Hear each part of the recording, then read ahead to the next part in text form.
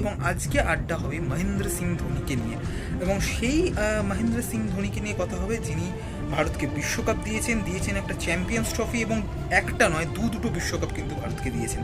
সেই মহেন্দ্র সিং ধোনি স্বাধীনতা দিবসে 7:29 তিনি অবসর ঘোষণা করে দেন, এবং তারপর থেকেই এই আসমুদ্র হিমাচল ভারতবর্ষের অগণিত ক্রিকেট ভক্ত, কোটি কোটি ক্রিকেট ভক্তরা কিন্তু মাহি বন্দনা করছে, এবং শুধু মাহি বন্দনাই করছে তাই নয়, বলা যেতে পারে মাহির জন্য আবেগের একটা সুনামি বইছে সারা ভারত জুড়ে। আজকে সেই আবেগেরই আরেকটা বহিঃপ্রকাশ দেখা গেল, যেটা হলো যে মুম্বাইয়ের ওয়াংখেড়ে স্টেডিয়াম, সবারই মনে আছে যে এই মুম্বাইয়ের ওয়াংখেড়ে ক্রিকেট স্টেডিয়ামেই কিন্তু ধোনি উইনিং সিক্সটা মেরেছিল।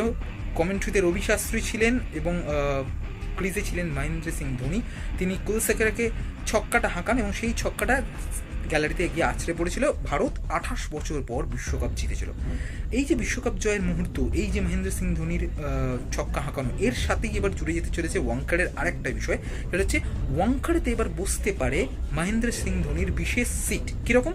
মহেন্দ্র সিং ধোনির যে ছক্কাটা স্টেডিয়ামের যে গ্যালারির অংশে, অর্থাৎ যে গ্যালারির যে অংশটায় গিয়ে আছড়ে পড়েছিল সেই ছক্কাটা উইনিং সিক্স, যেটা ভারতীয় ক্রিকেটের ইতিহাসে স্মরণীয় ছক্কা বলা হয় এবং সবচেয়ে বেশি বার দেখা ছক্কা বলা হয়, ক্রিকেটের ইতিহাসেও এটা বলা হয় অনেক সময়, ভারতীয় ক্রিকেটের তো অবশ্যই।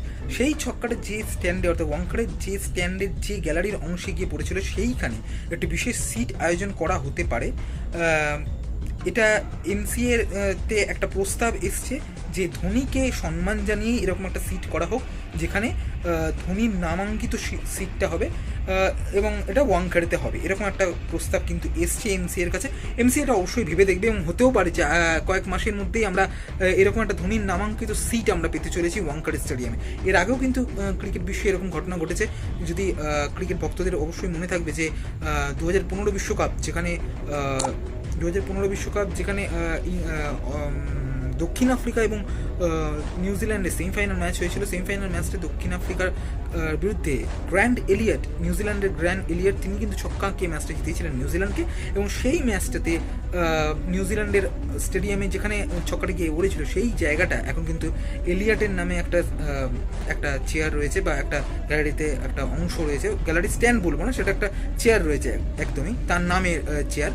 ঠিক এইরকমই ভাবনা থেকে এমসিএতেও, অর্থাৎ ওয়াংখেড়েতেও এবার কিন্তু ধোনির নামে চেয়ার বসতে পারে, এটা সম্ভাবনা রয়েছে। দেখা যাক কী হয়। এবং আসমুদ্র হিমাচল তো ধোনি বন্দনায় মেতে উঠেছে।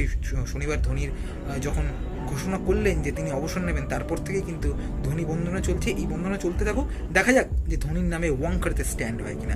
ভিডিও যদি ভালো লাগে অবশ্যই লাইক করুন, শেয়ার করুন এবং কমেন্ট করতে ভুলবেন না। আপনারা কি চান এরকম আর কীভাবে ধোনিকে সম্মান জানানো যেতে পারে, সেটাও আপনারা কমেন্টে অবশ্যই লিখবেন। ভিডিও ভালো লাগলে শেয়ার করুন, লাইক করুন এবং কমেন্ট করতে ভুলবেন না। বাই, নতুন ভিডিও দেখা হচ্ছে।